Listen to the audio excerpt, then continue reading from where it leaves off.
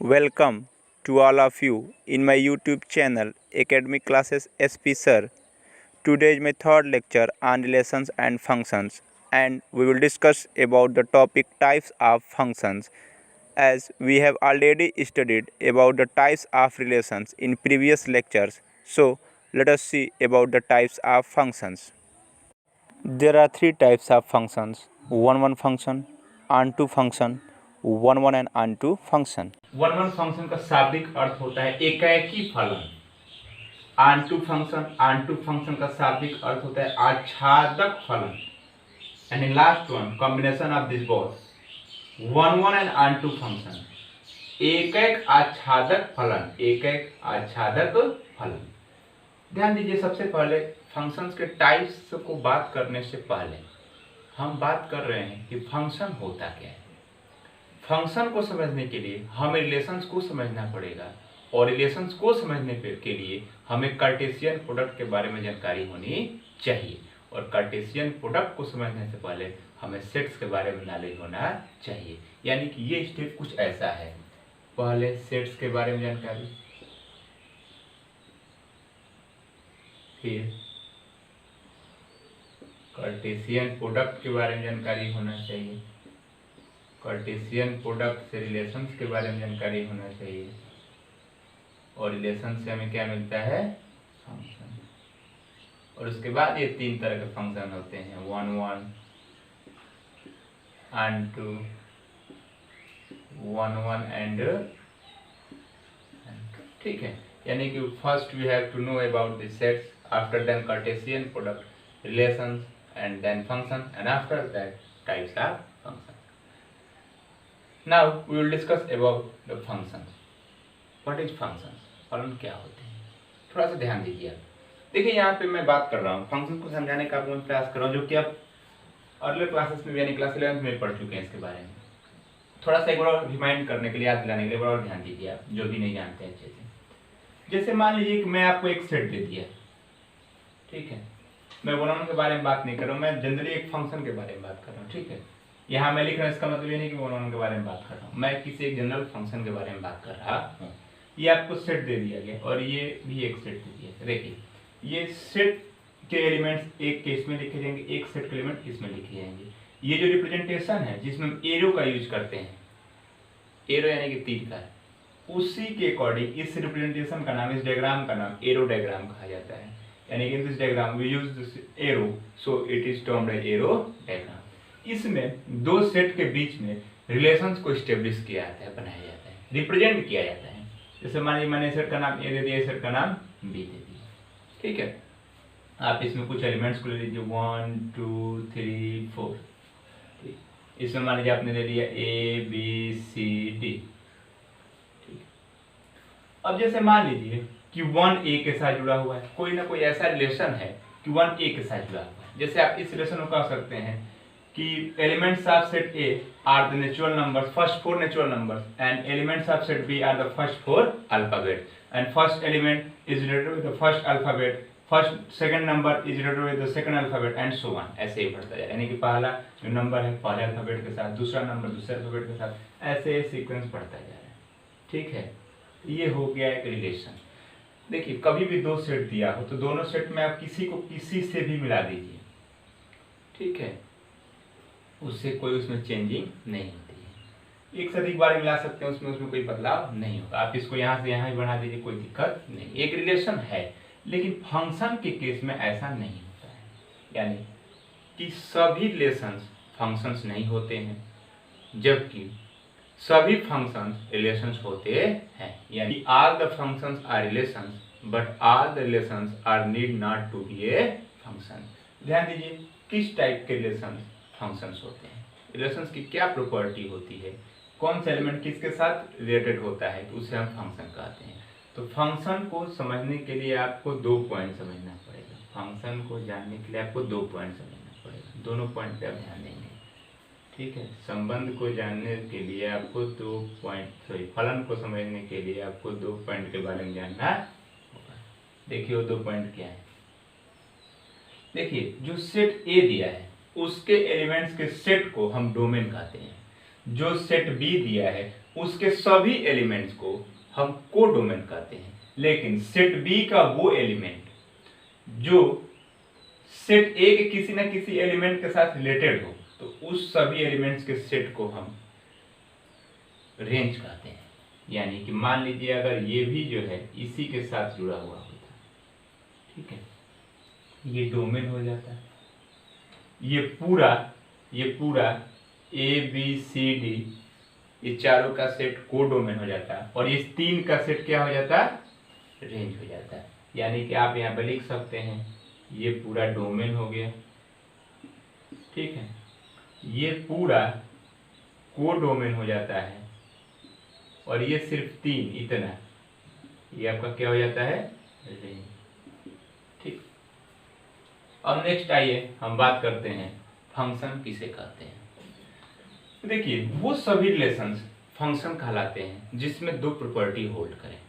पहली प्रॉपर्टी ये है कि मैं समझाने के लिए पहले बोल रहा हूँ, डिफिनेशन नहीं बोल रहा हूँ, पहले समझिए आप इस पॉइंट को। पहली प्रॉपर्टी ये है, क्या उसमें होना चाहिए कि ए में जितने भी एलिमेंट्स हैं, यानी कि डोमेन जो है, यानी कि सेट ए में जो फर्स्ट सेट है उसमें जितने भी एलिमेंट्स हैं, आप ये रिलेशन को ऐसे इंडिकेट कर दीजिए एफ। ठीक,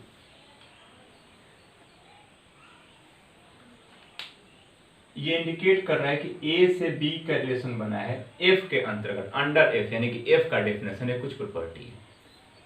ए में जितने भी एलिमेंट्स हैं उन सभी का बी के किसी ना किसी एलिमेंट के साथ रिलेशन होना चाहिए। तो आप पहले पॉइंट चेक कर लीजिए कि ए में कितने एलिमेंट्स हैं, 4 हैं, 1 2 3 और 4। 1 का किसी न किसी के साथ रिलेशन हो बी के एलिमेंट के साथ, तो 1 का ए के साथ है, उसी तरीके से 2 का भी किसी न किसी के साथ हो, 3 का भी और 4 का भी हो।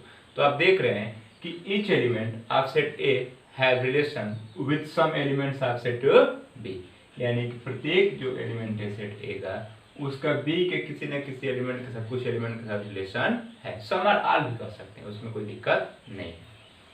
अब नेक्स्ट, ये तो पहली प्रॉपर्टी हुई, यानी कि सेट ए में जितने भी एलिमेंट्स हैं उनका बी के किसी न किसी एलिमेंट के साथ रिलेशन होता हो। दूसरी प्रॉपर्टी ये बतलाती है कि सेट ए का प्रत्येक एलिमेंट का इमेज किसी दो एलिमेंट के साथ बी के साथ नहीं होना चाहिए, यानी कि बी के किसी दो एलिमेंट के साथ नहीं होना चाहिए। यानी कि no any element of set A have its image on the two distinct elements of set B, यानी कि ए का कोई भी एलिमेंट का इमेज बी के किसी दो एलिमेंट के साथ नहीं होना चाहिए। यानी कि for a relation to be a function it must hold two property. First property is that each element of set A, that is the domain, have its relation with the elements of set B. ठीक है। Second property is that no any element of set A have the distinct image with the two elements of set B, have the distinct image with at least two elements of set B.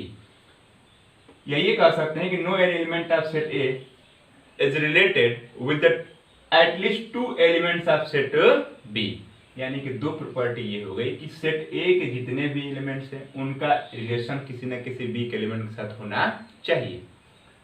दूसरी property ये है कि A का कोई भी ऐसा element नहीं हो जिसका रिलेशन B के किसी कम से कम दो एलिमेंट के साथ हो जाए, यानी कि प्रत्येक का रिलेशन किसी एक के साथ होना चाहिए। अब एक इसको और पॉइंट नोट करिए, अगर आप दो एलिमेंट को इधर से लिए हैं तो इधर से इसका रिलेशन किसी एक के साथ हो सकता है, लेकिन इधर से एक का किसी दो के साथ नहीं हो सकता है। आप एक एग्जांपल के रूप में समझिए प्रैक्टिकल लाइफ में कैसे क्या होता है। जैसे मान लीजिए कि आप इस सेट को मान लिए हैं बुलेट ऑफ गन, यानी कि बंदूक की गोली, समझ में आ रहा है, और इस सेट को मान लिए टेररिस्ट, ये आतंकवादी है। ठीक है। अब आपको इससे गन के माध्यम से इस बुलेट को फायर करना है। ठीक है। आप मान लीजिए कि आपके बुलेट में 4 या 6 ही मान लीजिए, आपके पास 6 बुलेट्स हैं। 6 बुलेट्स जनरली छोटे वाले रिवॉल्वर में होती हैं, रिंग वाले में, और इसमें मान लीजिए आपके पास एलिमेंट है E F G, इससे मान लीजिए। ठीक है।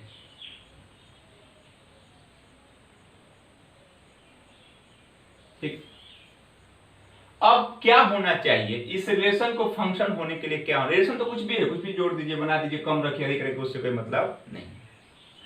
अब इस रिलेशन को फंक्शन होने के लिए दो प्रॉपर्टी होनी चाहिए। क्या है कि सभी बुलेट्स फायर होनी चाहिए। सभी बुलेट्स क्या होनी चाहिए? फायर होनी चाहिए। यानी कि सभी बुलेट्स को आप फायर कर दीजिए, छोड़ दीजिए, गोली मार दीजिए।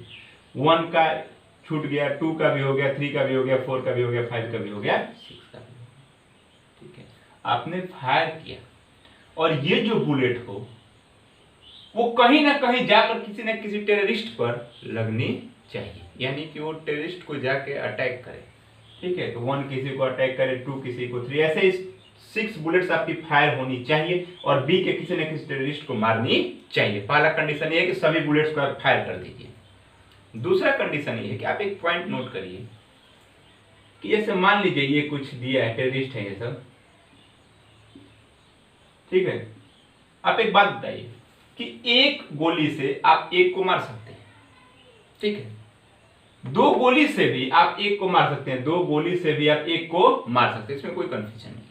लेकिन ये बताइए क्या एक गोली से 2 को मारा जा सकता है? एक गोली से 2 को मारा जा सकता है? तो आंसर होगा नहीं।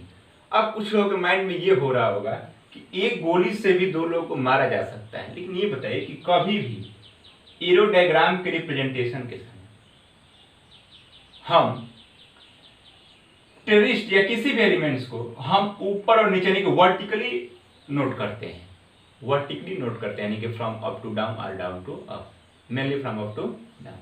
तो वर्टिकली ऐसे टेररिस्ट हैं या ऐसे कोई भी मेंबर्स है तो आप ऐसे गोली फायर करके कैसे मार सकते हैं? इट इज इम्पॉसिबल, यह संभव नहीं है, जनरली यह संभव नहीं है। लेकिन अगर टेररिस्ट यहां होता और बुलेट आप योर गन बहुत ही हैवी क्वालिटी की होती तो आप मे भी इसे मार सकते। तो इसीलिए since we write down the elements of this set in vertically downward और in upward direction, so we can't hit the 2 terrorists at a time by a single bullet। समझ में आया? तो ये संभव नहीं है। लेकिन क्या ये संभव नहीं है? ये 2 से 1 को नहीं मारा सकता है, मारा जा सकता है। by using the 2 bullets we can hit a single terrorist। यानी कहने का मतलब ये कभी भी अगर सेट ए के यहाँ से 2 एरो निकल रही है, 2 या 2 से अधिक कहिए, 2 या 2 से अधिक कहिए, तो आपका वो रिलेशन फंक्शन नहीं होगा। यानी कभी भी ए वाले से 2 से अधिक, 2 या 2 से अधिक एरो निकल रही है तो वो फंक्शन नहीं है। तो फंक्शन होने के लिए 2 कंडीशन मैंने बताया एग्जांपल की मदद से कि सभी के पास से बुलेट फायर होनी चाहिए, यानी कि सभी बुलेट्स फायर होनी चाहिए, या ये कह सकते हैं कि सभी के यहां से एरो निकलनी चाहिए, तीर निकलनी चाहिए, और वो जो एरो है वो कहीं भी किसी एक के यहां से 2 या 2 से अधिक एरो ना निकले। किसी भी बुलेट से, किसी भी एक पॉइंट से, एक एलिमेंट से 2 या 2 से अधिक एरो ना निकले, ये बात ध्यान रखिएगा। तभी वो रिलेशन जाके क्या होता है? फंक्शन होता है। तो फंक्शन होने का मैंने 2 प्रॉपर्टी बताया। पहला प्रॉपर्टी ये है कि इस फर्स्ट सेट के सभी एलिमेंट्स यानी कि डोमेन के एलिमेंट से सभी का किसी ना किसी बी के एलिमेंट के साथ रिलेशन होना चाहिए। दूसरा प्रॉपर्टी मैंने ये बताया कि कोई भी ऐसा एलिमेंट सेट ए का ना हो जिसका बी के किसी 2 या 2 से अधिक एलिमेंट के साथ इमेज बनता हो। ये दोनों पॉइंट नोट करिएगा, तब जो रिलेशन जाकर फंक्शन होता है। ठीक है, अब नेक्स्ट हम बात करते हैं 1-1 फंक्शन के बारे में, ऑन-टू फंक्शन के बारे में, and last 1-1 and on-to function के बारे में, जो कि बहुत इंपॉर्टेंट है हमारे लिए। ध्यान दीजिए क्या होता है।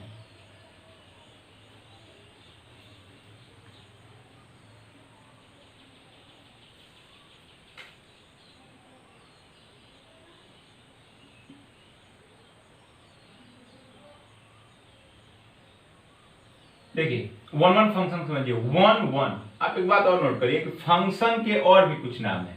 मैपिंग भी इसे कहा जाता है, या इसे कॉरेस्पॉन्डेंस भी कहा जा सकता है, कहा जाता है। ठीक है, मैपिंग, कॉरेस्पॉन्डेंस, फंक्शन, ये सभी इसके नाम है। अब मैंने यहाँ एरो डायग्राम की मदद से फिर आपको समझाने का प्रयास करूंगा। यहाँ पे मैं यहाँ पे ये मान लीजिए है, मान लीजिए बी है, ये एक फंक्शन, ये जो भी है सही फंक्शन है, यानी कि 2 प्रॉपर्टी को फॉलो कर रहे हैं, यानी कि सेट के सभी एलिमेंट्स का रिलेशन यानी कि बी किसी न किसी साथ इमेज बनता हो, और दूसरा प्रॉपर्टी ये है कि सेट के किसी भी एक एलिमेंट का कम से कम किसी भी एक एलिमेंट का इमेज बी के किसी 2 के एलिमेंट या 2 से अधिक एलिमेंट के साथ नहीं बनता हो। ठीक है, मान लीजिए इसमें मैंने लिया ए बी सी, इसे मैंने लिया डी ई एफ। ठीक है, ये एक फंक्शन है। फंक्शन को ऐसे रिप्रेजेंट किया जाता है, function from A to B. ये रिप्रेजेंट करेगा फंक्शन आपका कहां से कहा है? Function from A to B. अगर ये बी टू है तो आपका एरो ऐसे हो जाता है। ठीक है, बी पहले और ए बाद में, नहीं भी लेकिन कोई दिक्कत नहीं, बी से ए ऐसे इंडिकेट होना चाहिए, लेकिन यहाँ पे फंक्शन कहाँ से कहाँ, ए से बी। अब नेक्स्ट देखिए 1 1 फंक्शन इसे हम कहते हैं 1 इसके लिए और एक 1 इसके लिए, 1 1 फंक्शन या 1 1 मैपिंग या 1 1 करस्पॉन्डेंस, इसी का शाब्दिक अर्थ होता है एकाएकी फलन। और इस फंक्शन का एक और भी नाम है जिसको हम कहते हैं इंजेक्टिव फंक्शन, ध्यान दीजिएगा, इसको हम कहते हैं इंजेक्टिव फंक्शन। फंक्शन को रिप्रेजेंट करने के लिए आप f के ऊपर यानी कि सफिक्स सुपरस्क्रिप्ट पोजीशन पे n का यूज कर सकते हैं।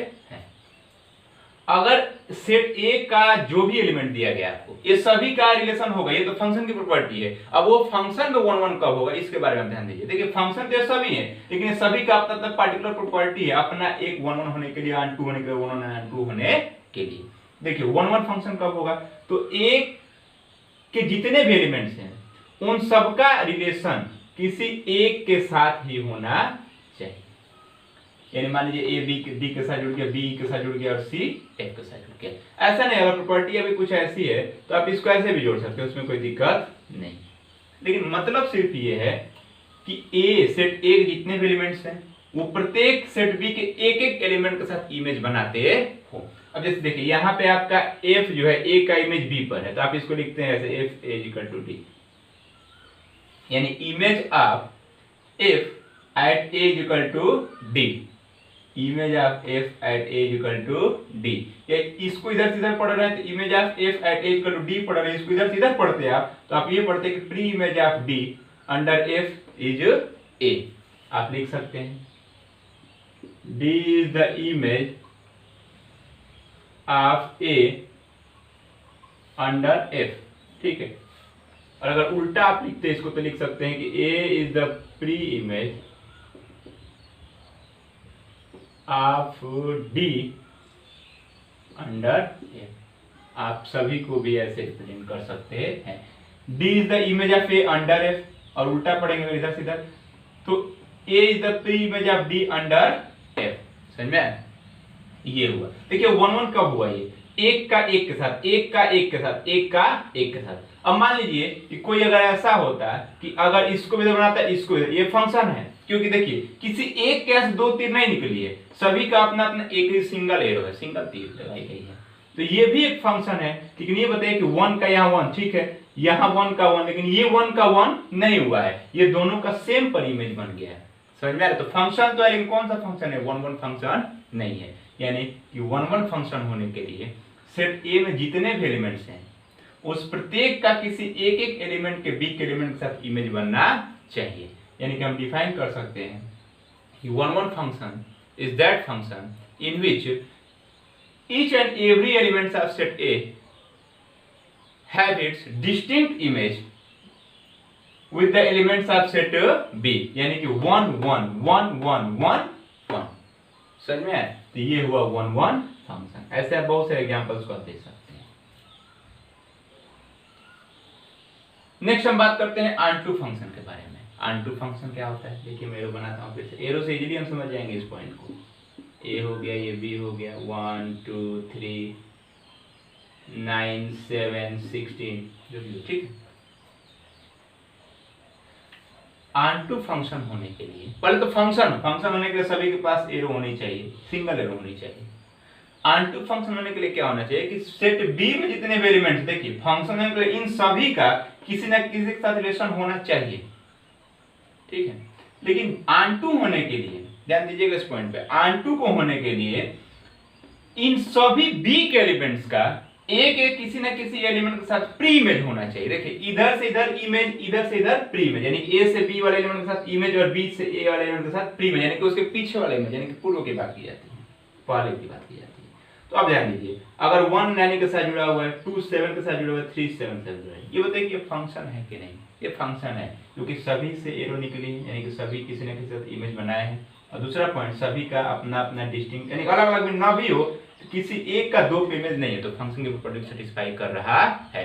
लेकिन 1 1 फंक्शन नहीं, क्योंकि 1 1 के लिए 1 इसका 1 इसका 1 इसका 1 इसका 1 इसका 1, यानी सभी का अलग अलग हो, ठीक है। ऑनटू को होने के लिए ये फंक्शन ऑनटू नहीं है। रीजन कि ऑनटू होने के लिए बी में जितने भी एलिमेंट्स हो, देखिए जो फंक्शन की प्रॉपर्टी के लिए ए की प्रॉपर्टी थी वही बी की हो जानी चाहिए। ए के लिए तो होगा ही, बी के लिए भी हो जाना चाहिए। यानी कि फंक्शन की प्रॉपर्टी के लिए ए का प्रॉपर्टी ये है कि ए में जितने भी एलिमेंट्स उनका इमेज हो। उसी तरीके से ऑन टू होने के लिए बी में जितने भी एलिमेंट्स हो उनका प्री इमेज होना चाहिए, यानी कोई भी इधर खाली ना हो, ना इधर हो और ना ही इधर हो, तभी ऑन टू होगा। यानी कि for a function to be an onto function each element of set B, यानी कि for each element of set B have its pre-image with the elements of set A, यानी कि एक function को on होने के लिए प्रत्येक एलिमेंट जो है सेट B का उसका प्री इमेज होना चाहिए सेट A के एलिमेंट के साथ। आप सिर्फ इतना लिखेंगे आपका काम हो जाएगा। यानी कि आप कह सकते हैं कि for all B belongs to B, B देने का मतलब नहीं कि आप इसमें B फाइंड करें, नहीं, बी यानी कि वो सब एलिमेंट है जो बी में आते हो 9 7 16 देयर एग्जिस्ट, वहां उपस्थित हो। For all B belongs to B there exist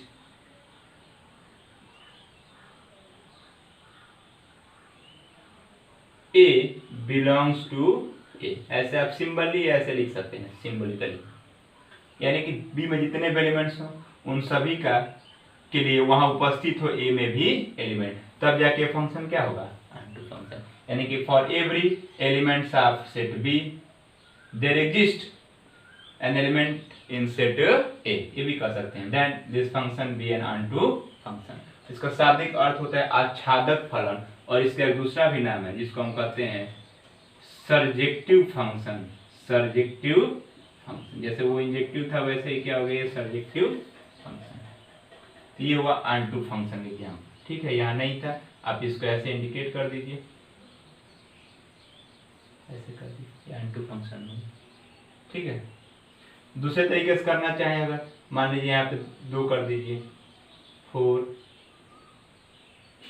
इसके एक साथ बना दीजिए, 5 कर दीजिए इसका भी साथ बना दीजिए, ठीक है। ये ऑन टू फंक्शन का एग्जांपल है।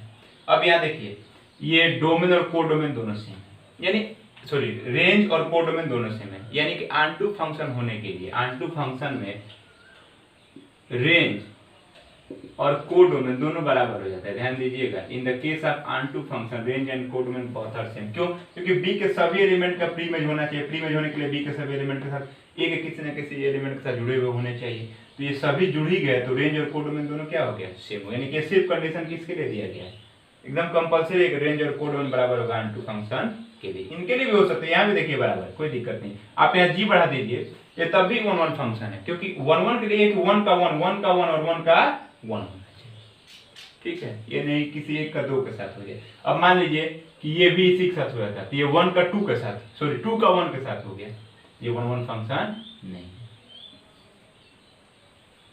अब देखिए last point about the function 1 1 and onto function, and from the name you are already clear that this is the combination of these both function 1 1 and 2 function, and so its name in Hindi is एकैक आच्छादक फलन। यानी एकैक इसके लिए और आच्छादक इसके लिए, दोनों कॉम्बिनेशन है। यानी कि for a function to be 1 1 and onto function it must be 1 1 and also onto function. इसको 1 1 ऑन टू दोनों होना पड़ेगा। मान लीजिए मैं एरो ऐसे बना रहा हूँ, ये हो गया ए, ये हो गया बी, ये फंक्शन मान लीजिए, ये मान लीजिए कि ए बी सी है, ये एक्स वाई और ठीक है। एलिमेंट्स को हम स्मॉल लेटर से रिप्रेजेंट करते हैं, लेकिन अगर एलिमेंट्स कैपिटल लेटर में ही दी गए हो तो उसको हम कैपिटल से रिप्रेजेंट कर सकते हैं। अब देखिए ये मान लीजिए कि इसके साथ जुड़ा हुआ, ये मान लीजिए इसके साथ जुड़ा हुआ, ये मान लीजिए इसके साथ जुड़ा हुआ। आप यहाँ पे चेक करिए, सेट ए के जितने भी एलिमेंट्स हैं इनका इमेज है, और किसी भी एलिमेंट का इमेज किसी 2 के साथ नहीं है, तो ये फंक्शन है। अब देखिए ये 1 और 1 1 है कि नहीं चेक करिए, तो ये 1 और 1 है, ये भी 1 1 ये भी 1 1, यानी कि 1 1 फंक्शन है, क्योंकि ए में जितने भी एलिमेंट्स हैं उनका इमेज बी के किसी एक के साथ दिया गया है। ऑन टू फंक्शन होने के लिए कि बी के जितने भी एलिमेंट्स हैं, बी में यहाँ 3 एलिमेंट है, इस तीनों का किसी के साथ प्री इमेज होना चाहिए। ये भी यहाँ पे है। अगर मान लीजिए यहाँ पे मैं आर बढ़ा देता तो क्या आर के किसी के साथ प्री इमेज है? नहीं है, तो ये ऑन टू फंक्शन नहीं होता, ठीक है। अगर मैं यहाँ पे डी बढ़ा देता है, ये बताइए कि डी बढ़ा देने पर इसका किसी के साथ इमेज बना है? नहीं, तो ये फंक्शन ही नहीं, क्योंकि फंक्शन में सभी का इमेज होना चाहिए, तो इसको मैं लिखूंगा ही नहीं। अब यहाँ पे जेड है, तो ये ऑन टू फंक्शन है और 1 1 ऑलरेडी है। ये बताइए कि 1 1 भी होगा और ऑन टू भी हो गया कि नहीं? आप यहाँ और भी बढ़ा सकते हैं, यहाँ और भी बढ़ा सकते हैं, बस प्रॉपर्टी सेटिस्फाइड होनी चाहिए। तो ये फंक्शन 1 1 भी है और आन 2 भी है, इसलिए इस फंक्शन को हम 1 1 एंड आन 2 फंक्शन कहते हैं।